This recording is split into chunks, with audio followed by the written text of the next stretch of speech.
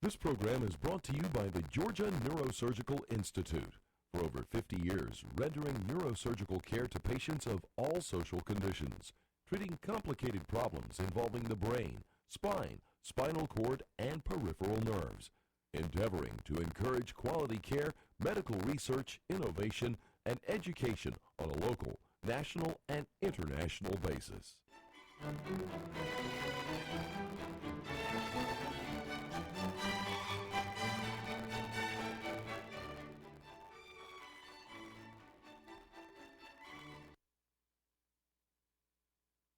Good evening. My name is Joe Sam Robinson. It's my pleasure to have with us once again the redoubtable, the famous, the insightful Dr. Buck Melton. Welcome again, Buck. Well, thank you, but I'm starting to feel like a faker here. Oh, no.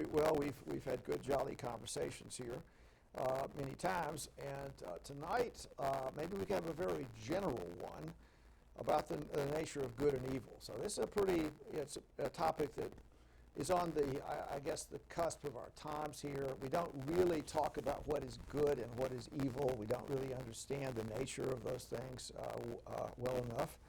And there are different ways we can parse that out. But for the purposes of our conversation tonight, I'm going to make reference to the human brain, which is kind of my field of endeavor to some degree. And I'm going to just put the human predicament out there.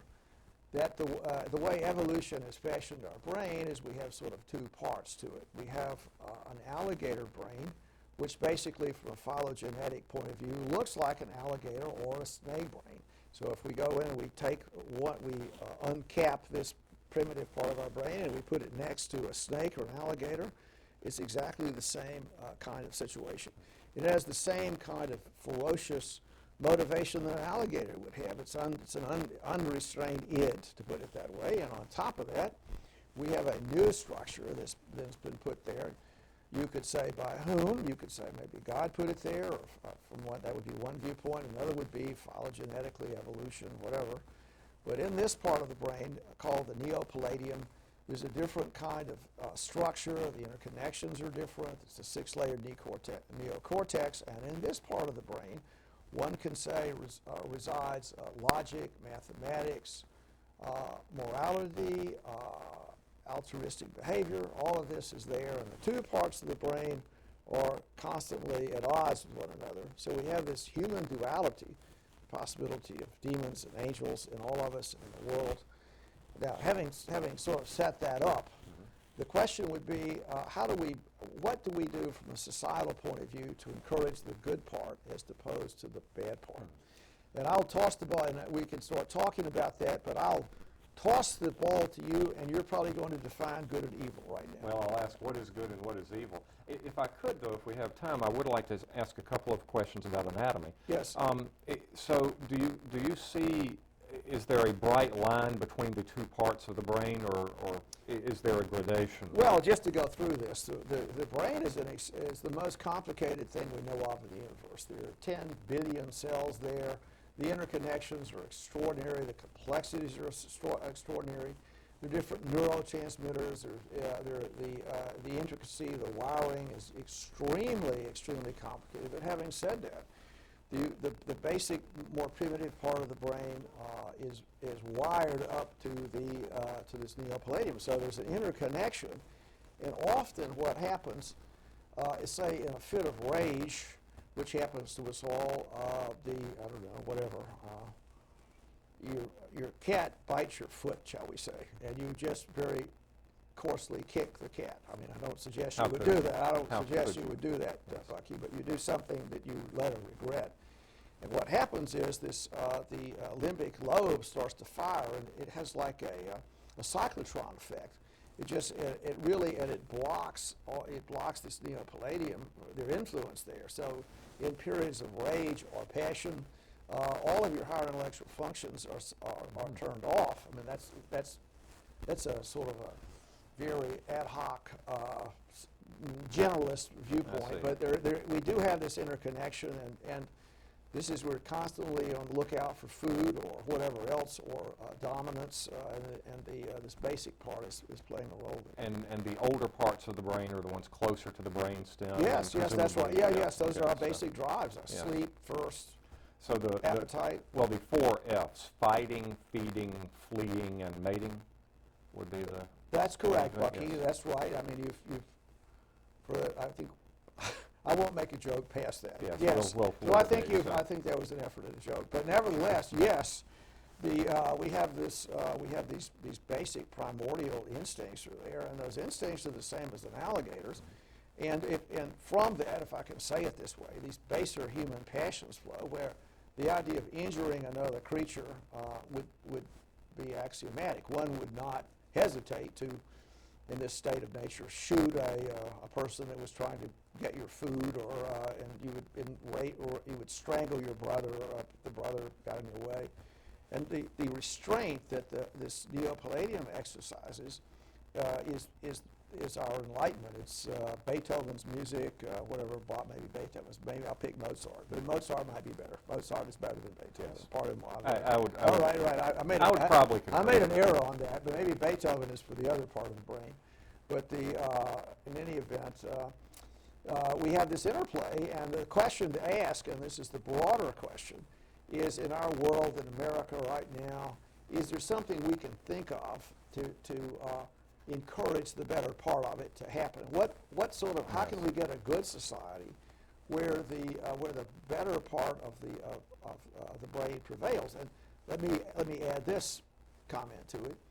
These aggressive instincts that you so eloquently described, at least in part, be more graphic at another point, but these basic instincts are very hardwired. I mean, sexuality is going to be part of your existence always. You're going to have desire to sleep and eat, hunger, and you want to be the best dog in the pack. I mean, that's just normal humanity. On the other side of it, there's also something that's hardwired, these altruistic impulses. So to help a small child, to protect weak people, to give food to the hungry. All of these things are hardwired in the brain as well, and just as strongly imprinted. So we have these two strong imprints in our brain, and sort of where I'm trying to take the conversation is, from a societal point of view, how can we encourage the good part of human behavior as opposed to the bad part? Yes. What do we do in general circumstances in our country to say we want to encourage charity, kindness, moral behavior, and what do we do to de-emphasize the baser parts of our nature? Well, the immediate, I have two immediate answers to, or responses to that, and certainly not answers. If I had those answers, I'd bottle them and make $1 million. The first answer is the more philosophical, what is good and what is evil. And you and I were discussing before the show began of this remarkable HBO presentation that was filmed a few years ago, it's known in America as Conspiracy. It stars Kenneth Branagh, as well as, I forget his name, but for those of you who like Downton Abbey, John Bates. For those of you who like The Hunger Games, Caesar Flickerman.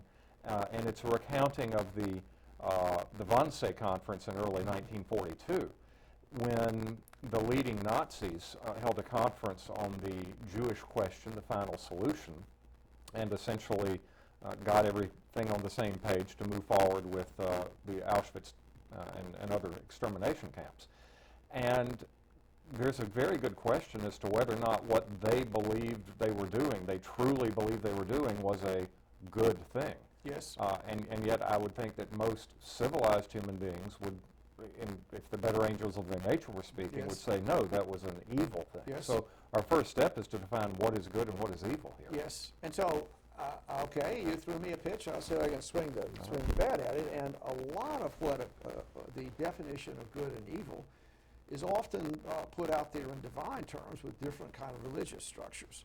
So I think if you went into different religions of the world, such as they are, you could say that a divinity of some sort or some transcendental arrangement, wisdom has come down to people as to what if you can speak in words that are not so commonly used, God's will is in some ways God wants you to behave in a moral fashion. He doesn't want you to throw children in the fire. He doesn't want you to open Auschwitz.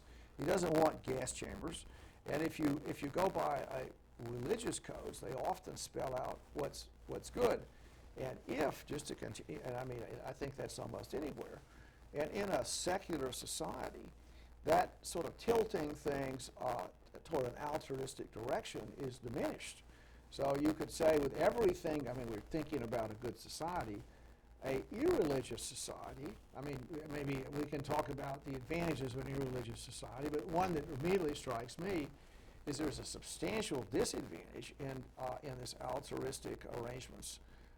And to go into the next thing to be, I mean, I could throw out there with your conversation about the Devonsi conference, which is, I've seen this as well, although I must say the other, what are these Hunger Games? What exactly is that, Bucky? And there's some other one, some arcade. Yes. So you've obviously traveled in different circles than do I. I'm just revealing my inner nerd. All right, okay, all right. We travel in different circles. Yes. But the idea is that at that conference, okay, there's an in-group and an out-group. So we're the in-group, we're the German, we're the pure Aryans, and these other guys are not like us, and we're going to destroy any group of people that are in our midst that are not like us. And so one of the things is the idea, just to go through this, we sort of talked about this earlier, if you're going to try and have a good society and minimize this alligator brain, one of the things is how people brand each other as being like them or not like them. Yes. And to continue with it, I believe that's part of the alligator brain in many ways. I mean, I think this is Darwinian dynamics. You could say when encouraging your own genetics, your genetic structure to prevail. It's like when one chimpanzee comes in and kills the children of another male, and then they puts his there. And I think you can see that sometimes when the boyfriend abuses the children of another man, sort of a similar instinct. Well, so what I'm getting into is being cautious in the world about who's in the in-group and who's in the out-group. Yes, and I think that, and this movie Conspiracy, I think shows this, that we are exterminating people who are not like us. Well, that's of course wrong, because these people are like us. They speak our language. We can interbreed with them. So, Yes. so the attempt to make the other is to a degree artificial. It belies the idea that, if you will, all men are brothers, and I think that's where the problem comes in. And I don't mean to stay metaphysical. We'll get to Yes. your answer at some point, but once again, a biological question here. The song from the Rodgers and Hammerstein show, South Pacific. Yes. You have to be taught. You have to be taught to hate and fear, to fear those who look different from you. Yes. Is that true or not? I'm not sure you have to be taught. I believe in many ways I would say it was A instinctive. tribal survival instinct. Well, I would say it's pretty instinctive. I mean, not to say that other things you appropriately say. Gene drift, more or less, gene drift occurs. I mean, we intermarry, we interbreed, we do this, we do that, we mix our genes up. But in the way, it's on the fringes. well, in the way this happens, I think a lot of it is sort of getting into this alligator brain, the idea to dominate one's brother, and sometimes sexuality is sort of has a sense of dominance to it. And you can see just in the South, Yes. the Afro-American population has very high genetic structure that's called European. I mean, in fact, there's a person from West Africa, with everything else being equal, is going to be quite different than genetically from a Afro-American, because there's been in a state of I guess being dominated by the masters. There's this sort of right of whatever the master for sexual exploitation, and in that we had this genetic intermixture, and I think that's a common kind of thing. So it's the preservation of your genes, and that's one of the things that occurs. and it gets back to the idea of this desire to be dominant, to be better than one's brother. And you could make a case, at least some of the anti-Semitism coming out in Nazi Germany was referable to, there are many reasons for it, obviously, scapegoating, the World War I, all the just many things, climates of hate, many things.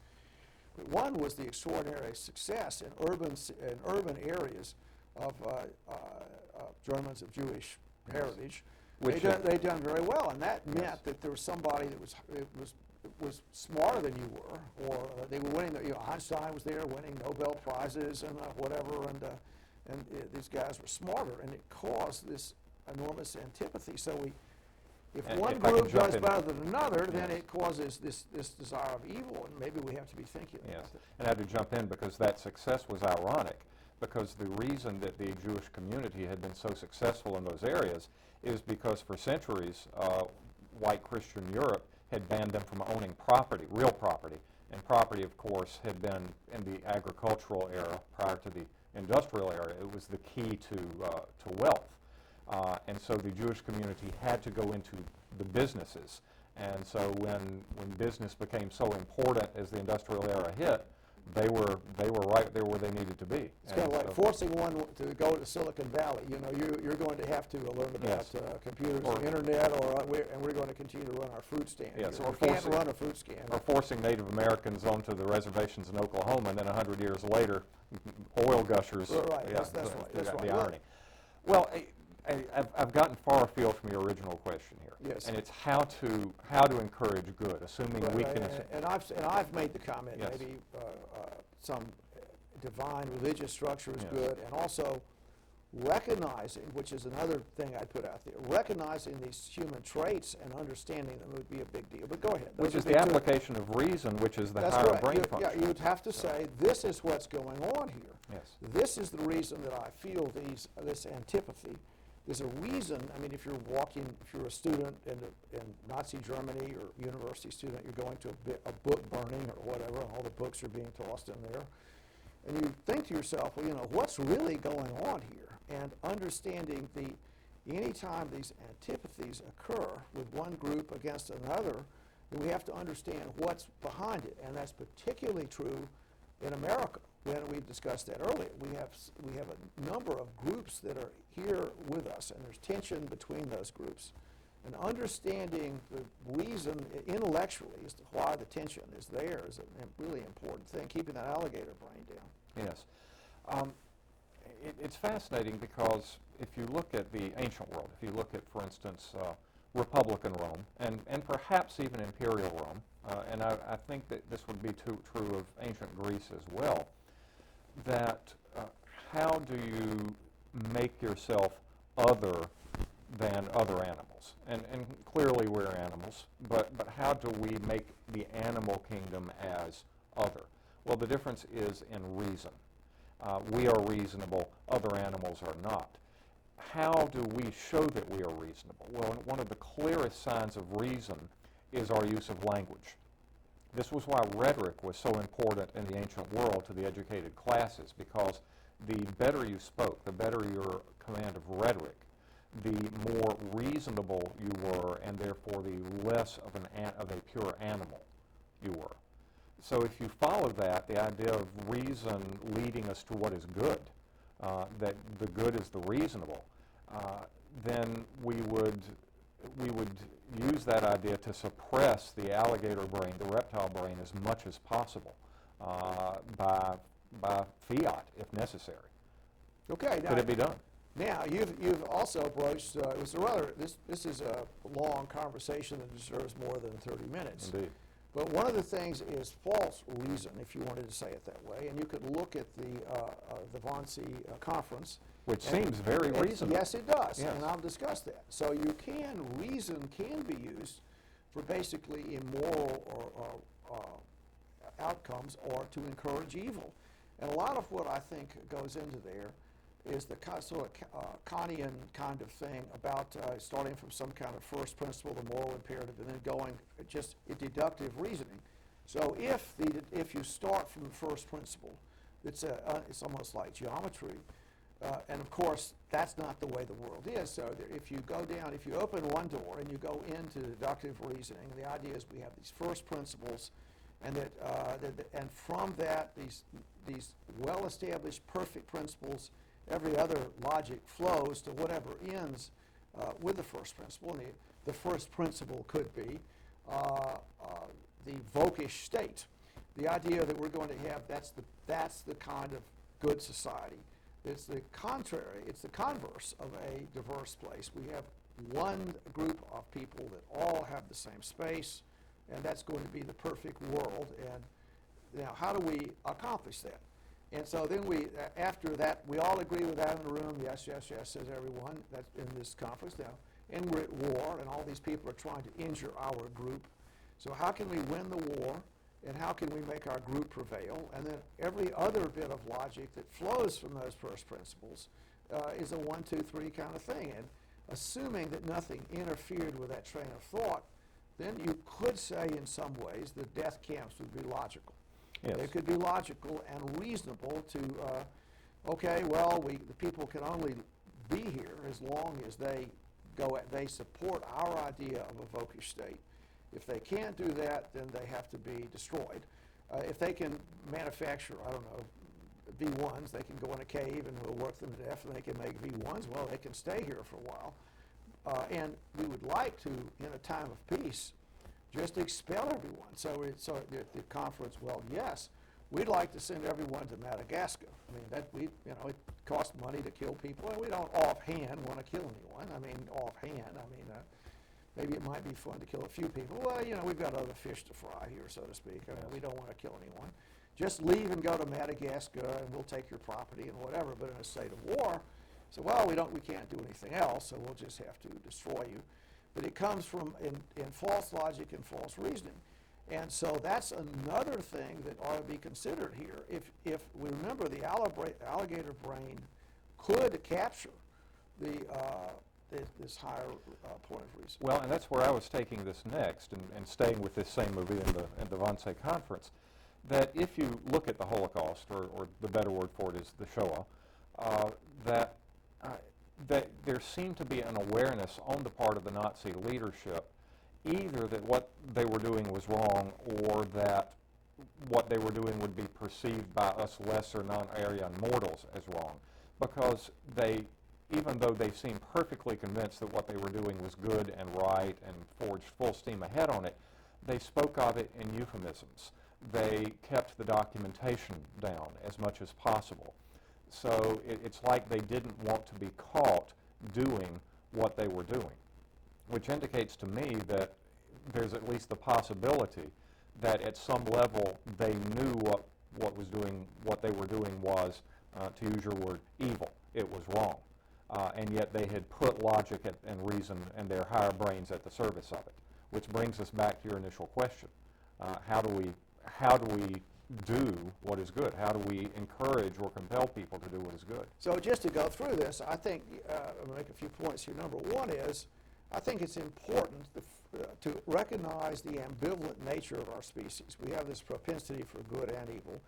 And then if you have some kind of idealistic system put in there that says, and I would say communism would be one of them, you're going to have the human nature is basically good.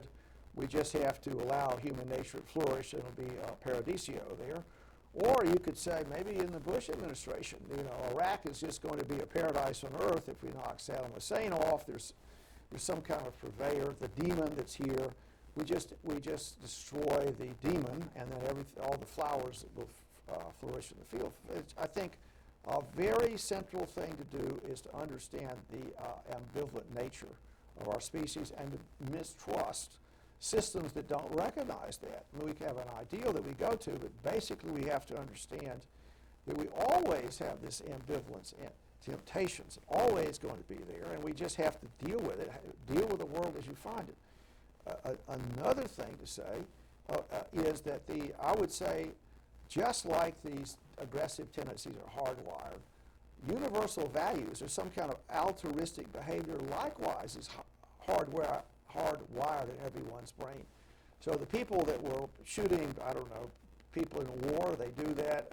They shoot them, they do this, they do that. They they still have a drink afterwards to try and forget it, or they get wildly drunk, or whatever, because they understand things that they're killing all these people are bad, and there's part of them that knows that. And so we need to recognize the good part that's always there. Even, I think, in mass murderers, or just the world's most awful people, that you at least have this tendency.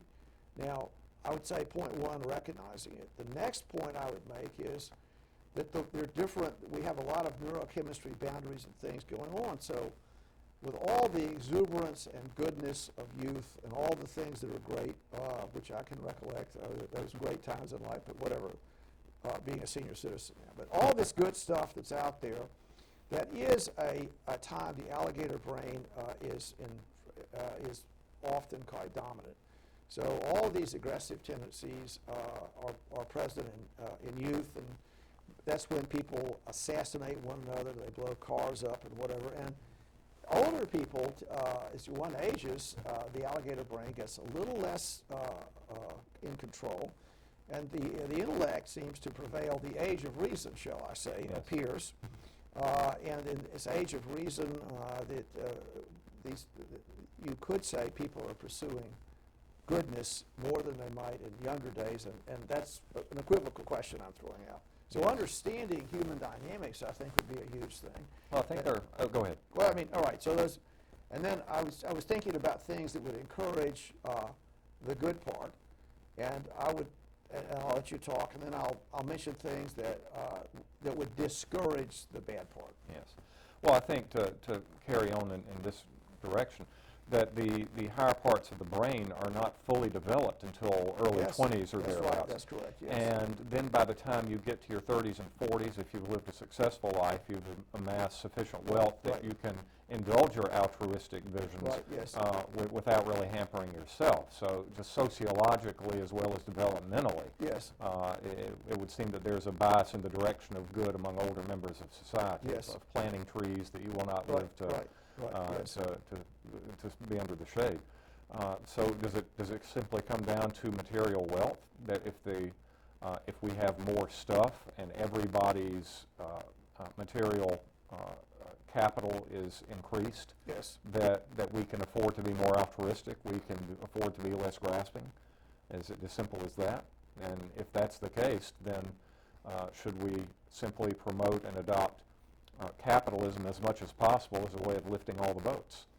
Now that's another useful question, and we can talk about the present Catholic Pope and his encyclicals on the subject, but that's the time for another. We don't have enough time to get into that, but you raise a very important question. So you could say one thing that's good is that if people aren't hungry, one thing that's good is that they feel like there's enough to eat, their physical wants, they're not cold, so just some kind of basic level of material goods, that would diminish things. Another thing I would say is recognizing the joy and intensity of war and physical aggression. So I think war, many people would say this, has a seductive component to it. It's the in-group against the out-group. The four horsemen of the apocalypse might be something to consider. So we could look at the four horsemen of the apocalypse and say, how do we diminish that? Famine, click. Another thing would be pestilence or disease. So if that destabilizes things. We want a healthy society. We want pure water. Mm-hmm. We don't want famines. That really disturbs things. And the third thing would be war. The idea that war is something to be avoided. And I would encourage, just thinking about this, these soccer matches, worldwide soccer matches, and the aggressive tendencies that people have often, rather than strangling each other, they can be subverted into wearing them. Or shall I say the Georgia Bulldogs? I mean, make a little joke about it, but actually, as far as diminishing societal tension, there's nothing any better than intercollegiate football or anything like that, where people can direct their violent impulses and be purgative about it and encouraging something that. And my final comment would be being very, very cautious about allowing, I guess, armed bands to have too much of an unrestrained role in the world. Yes. Well, I'm going to end on a down note again here, as I have done recently on one or two episodes, But doesn't that show the fundamental contradictions that you're worried about within the human brain? Let's take war for an example. I would make an argument that at a Darwinian evolutionary level, war is counterproductive because people are drawn to it. There are people who, for whatever reason, want to engage in that kind of violence. And who are most likely to be the casualties in war? The people who take the lead, the people who are leading the charge, the people who throw themselves on the hand grenade.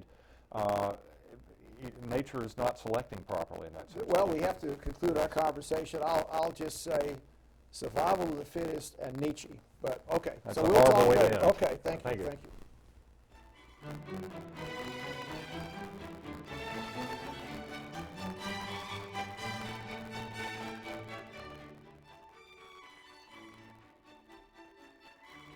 This program is brought to you by the Georgia Neurosurgical Institute. For over 50 years, rendering neurosurgical care to patients of all social conditions, treating complicated problems involving the brain, spine, spinal cord, and peripheral nerves, endeavoring to encourage quality care, medical research, innovation, and education on a local, national, and international basis.